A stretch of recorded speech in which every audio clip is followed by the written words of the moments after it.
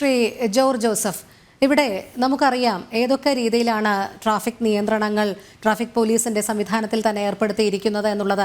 നഗരത്തിലൊക്കെ തന്നെ അമിത വേഗതയിൽ പോകുന്ന വാഹനങ്ങളെ പിടികൂടുന്നതിനായിട്ടുള്ള സജ്ജീകരണങ്ങളൊക്കെ ഇപ്പോൾ AI സംവിധാനം വഴി ഒരുക്കിയിട്ടുണ്ട്.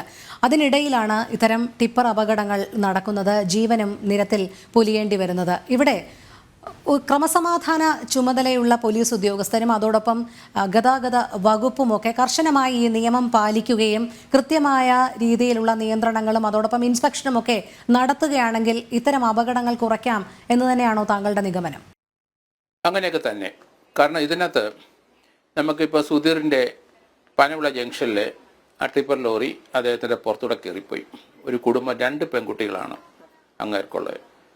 അത് വൈഫ് DMO ഓഫീസിൽ ജോലിയാണ്. ഒരു കുടുംബം തകർന്ന് നമ്മൾ കണ്ടു.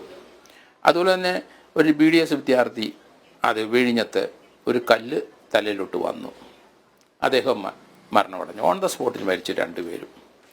മറ്റ് കഴിഞ്ഞ ഡിസംബർ 23, 2000 കഴിഞ്ഞ വർഷം അന്നേരം സന്ധ്യ റാണി എന്ന ഒരു വിഴിഞ്ഞത്ത് തന്നെ ഒരു ടിപ്പർ ലോറി കയറി ഇറങ്ങി അവരുടെ കാല് നഷ്ടപ്പെട്ടു.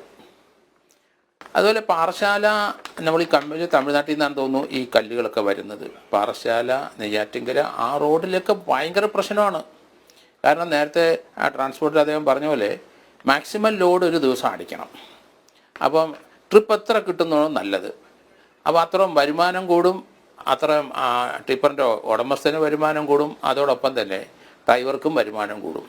പിന്നെ മാക്സിമം ലോഡ് ഇവിടെ എത്തിക്കുക, അത് ലോഡ് വിൽക്കുന്ന അതിൽ കൊണ്ടെത്തിക്കുന്നവർക്കും അവർക്കും അതിൻ്റെ ബെനിഫിറ്റ് ഉണ്ടാവും. ഇപ്പം ഇത് പോലീസും ട്രാൻസ്പോർട്ട് അല്ലെങ്കിൽ മോട്ടോർ വെഹിക്കിൾ അധികൃതരും കൃത്യമായിട്ട് ഇത് 6-ന് ശേഷം സിറ്റിയിൽ ആരും കയറാൻ പാടില്ല.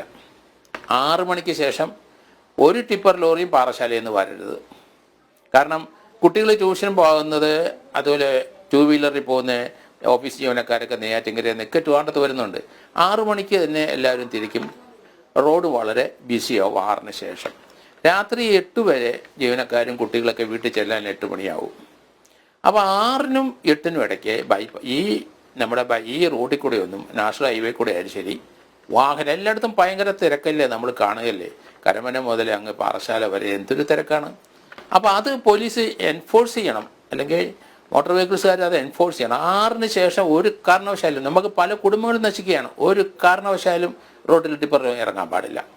രാത്രി 8-ന് ശേഷം വന്നോട്ടെ, നമുക്ക് നിയന്ത്രിക്കാം. മറ്റൊരു കാര്യം, ഇവരെ ഒരു 35-40 കിലോമീറ്റർ സ്പീഡിൽ കൂടി ഒരു വാഹനം പോകാൻ പാടില്ല. ആ വാഹനം പരിചയത് ആ ഓവർ സ്പീഡ്. കാരണം ഇപ്പോൾ ഈ പനവിളയിലെ തന്നെ അദ്ദേഹം അവിടെ ആ പനവിള ജംഗ്ഷൻ ക്രോസ് ചെയ്തു. തമിഴ് ഗവൺമെൻറ് ഹൈസ്കൂളിലെ ഒരു സാറാണ് സുധീർ. അതിൻ്റെ വേഗത്തിൽ പെട്ടെന്ന് അവരങ്ങ് എടുക്കുകയാണ്. ഒന്നാമത് ഒരു എക്സ്പെർട്ടായ ഡ്രൈവർമാരൊന്നും അല്ല ഈ ടിപ്പർ ലോറി ഓടിക്കുന്നവർ. കാരണം നല്ല ഒരു ചെറുപ്പക്കാരൊരാളെ കൊടുക്കാൻ പാടില്ല. ഒരു 35 വയസ്സിന് അപ്പുറത്തുള്ളവർ അതും എൻഫോഴ്സ് ചെയ്യണമെന്ന് ഞാൻ പറഞ്ഞു. 3-4 കാര്യം എൻഫോഴ്സ് ചെയ്യാൻ നമുക്ക് പല ജീവനും രക്ഷപ്പെടുത്താൻ പറ്റും. ആ രീതിയിൽ ട്രാൻസ്പോർട്ടും പോലീസും ശ്രമിക്കണം. അത് മറ്റൊന്ന്, ഈ കല്ലുകൾ ലോഡ് ചെയ്യുന്നത് ഏത് ക്വാറിയിൽ നിന്നാണോ വരുന്നത്, ആ ലോഡ് ചെയ്യുന്നത് അവിടെ ഒരു മാനേജരോ ഒരു മേധാവിയുണ്ട്. മാക്സിമം ലോഡ് ഇവിടെ എത്തിക്കാൻ വേണ്ടി അതിൻ്റെ പുറത്തോട്ട് എത്ര അട്ടി വേണേലും വെക്കും. അപ്പോൾ അത് കോരി അവർ, എനിക്ക് തോന്നുന്നത് അത് വേറെ കംപ്ലീറ്റ് കോരി ഇടുന്നത്, അതുപോലെ ഈ ടിപ്പർ പോലത്തെ അതിനകത്തൊരു കോരി ഇടുന്നത് ക്രെയിൻ പോലെയുള്ള സാധനമാണ്. അവരങ്ങ് മാക്സിമം കോരി ഇടുന്നത്. അതിനകത്ത് തള്ളി നിൽക്കുന്നത് അതൊന്ന് തോണ്ടിക്കളയാൻ അല്ലെങ്കിൽ അതൊന്ന് എടുത്തു കളയാൻ ഉത്തരവാദിത്തം അവർക്ക് വേണം. അതുകൊണ്ട് ഓരോ ലോഡിലും ആരാണ് ഇത് ലോഡ് ചെയ്ത ആളുടെ പേരും അഡ്രസ്സും ഇരിക്കട്ടെ. പോലീസും അതുപോലെ ട്രാൻസ്പോർട്ട് മോട്ടോർ വെഹിക്കിളുണ്ട് ചെക്ക് ചെയ്യുമ്പം ഇത് റാഷ് ആൻഡ് നെഗ്ലിജൻസ്. ഇപ്പം ആ വിഴിഞ്ഞത്ത് നമുക്ക് ആ കുട്ടി മരിച്ചു, അനന്ത് മരിച്ചു, ഡ്രൈവറും അല്ലെങ്കിൽ ക്ലീനർ ഉണ്ടെങ്കിൽ അയാൾ മാത്രമേ ഉള്ളൂ. ലോഡ് ചെയ്തവൻ അവൻ്റെ രക്ഷപ്പെടുകയാണ്. അവനൊരു പാഠം കൊടുക്കണം. അവന് റാഷ് ആൻഡ് നെഗ്ലിജൻ്റ് ആക്ടിൻ്റെ പുറത്ത് അയാൾക്കൂടെ പ്രതിയാക്കണം. തീർച്ചയായിട്ടും അത് പോലീസ് കണ്ടെത്തണം. ആരാണ് അവിടുന്ന് ലോഡ് ചെയ്ത് വിട്ടത്, അവരെ തീർച്ചയായിട്ടും ആ കേസിൽ പ്രതിയാക്കണം. ഇനി ഓരോ ടിപ്പർ ലോറിയിലും അതിന് ആ ലോഡ് ചെയ്യുന്നവരുടെ പേര്, മൊബൈൽ നമ്പരും അതിലോ അത്രയെങ്കിലും വേണം. കാരണം അവർക്കൊരു ഉത്തരവാദിത്തം വേണം.